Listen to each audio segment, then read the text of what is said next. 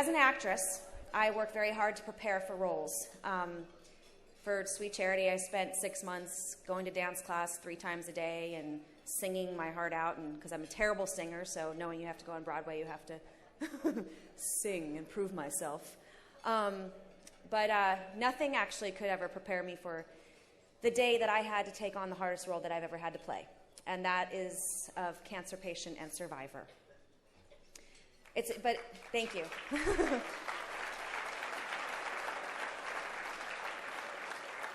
But it's because of places like the Alvin J. Siteman Cancer Center that we can continue to do vital breast cancer research. So I really want to thank you for the great work that you all are doing, and I want to give you a big round of applause.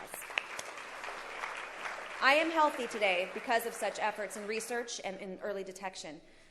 Over the last year, I have, as some of you have known, I've been very public about my bout with breast cancer.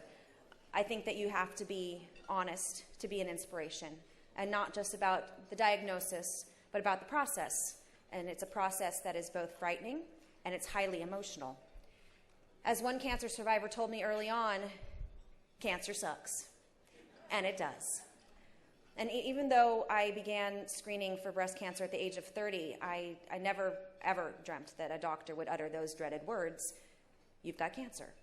I remember I was in shock. I think I dropped the phone. My breath went out of my body. But I immediately called my mother, who's a breast cancer survivor. And I remember sitting there on the floor with her, and I was laying in her lap, and I was completely freaking out. And she remained so calm. She's such an incredible human being. She has been through her own battles, and it was a long one that began when I was 7 years old. She's a true warrior. And somehow she managed to raise me and deal with this dreaded disease. Because of her, I always knew that I was considered high risk for breast cancer, since she is a double cancer survivor. And from the age of 30, like I said, I began having regular screenings every 6 months. My cancer was actually discovered by a doctored order MRI. I had been getting mammograms up until that point, and because of my age, he said, "Look, this is a way that you can find it in an earlier stage." And thank God that he did that, because had I waited until I was after 40, and had I waited till I had another mammogram, my cancer would have been far more advanced, and I might not be standing here today. So shortly after getting that diagnosis, I changed everything in my life. My exercise routine, eating better, I turned to a macrobiotic diet. In the beginning, I was so determined to stay positive, and I was looking at the entire experience as, as some of you survivors out there, it's a new lease on life. You get a second chance to kind of live this life completely fully.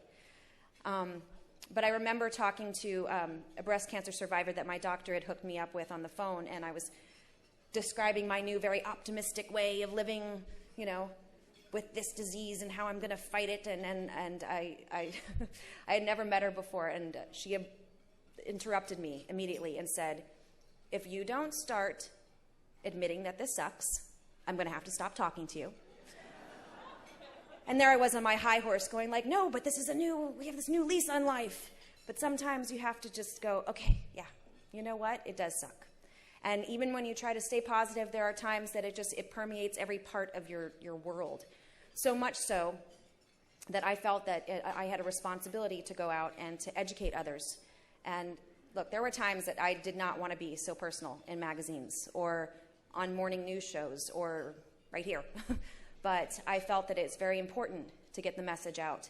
I wanted to put a new face on this disease, a younger one. See, breast cancer doesn't just strike after 40 when most women begin getting screenings. Breast cancer doesn't discriminate against race or age. In fact, 11,000 women this year will be diagnosed for breast cancer who are under the age of 40, some of them in their 20s. Anyway, as I said before, I was very vigilant about my screenings. When I was a little girl, I watched my mother have a mastectomy. 15 years later, she had 2 years of chemotherapy and 8 surgeries, which included a hysterectomy. I mean, my God, talk about a brave warrior.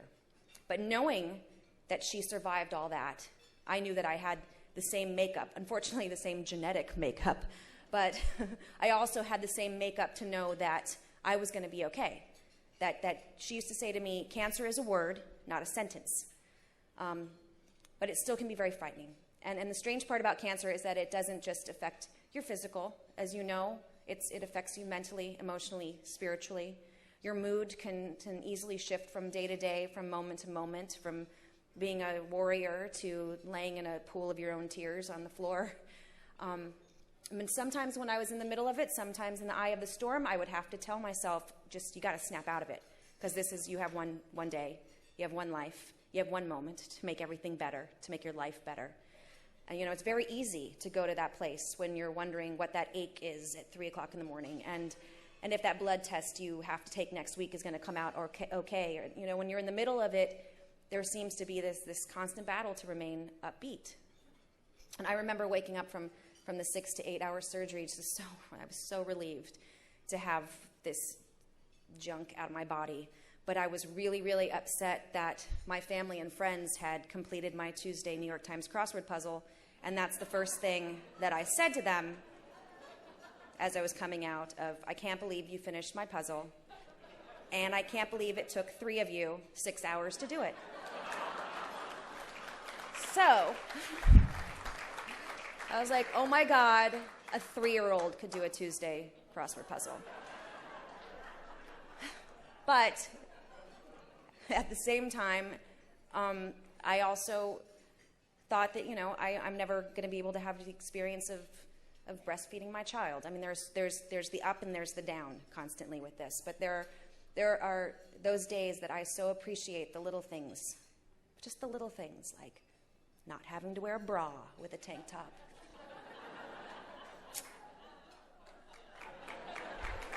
Yes. Or being embarrassed in my running class that they're knocking into my face. They just beautifully stay put where they're supposed to be. So thank you for that. But your body just doesn't feel the same, and you kind of wonder if it ever will. And after you face breast cancer and recover from a double mastectomy, the meaning of your life really does begin to change. It would be strange if it didn't. I've always loved to read.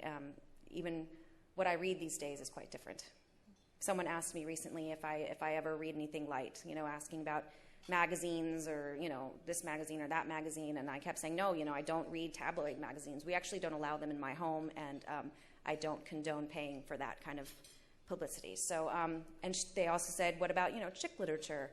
They wanted to know, and I said, I thought about it, and I glanced over at a book that someone had just given to me, and I said, if you consider Life After Death by Deepak Chopra a chick lit, then yeah, I guess I do. The point is that things do change. It's just suddenly you begin to put your priorities in place and realize what's important in life.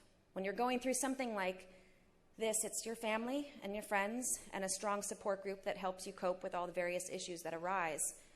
And no one should try ever to get through such an experience without support sisters. A lot of the survivors in this room will completely understand this, is that your family and friends can help you with one part of this. But other cancer survivors can talk on a whole other level. I've met some of you here tonight, and when we look into each other's eyes, there's a knowingness. I know you out there. I know you out there. We speak a completely different language that only those of us who have experienced this can truly understand. I'm sure it's like soldiers who come back from Iraq, and they feel that no one can truly understand what the battle that they've been through. And of course, everyone is supportive and sympathetic, but it's really those who have been through the trenches with you that share that certain unspoken bond. I noticed this I went and I hosted the Revlon Run Walk in Los Angeles, and I remember meeting this woman who had just had her surgery about 3 months before. And she just looked at me, and I looked at her, and we held each other, and she said, this is the first time I've felt safe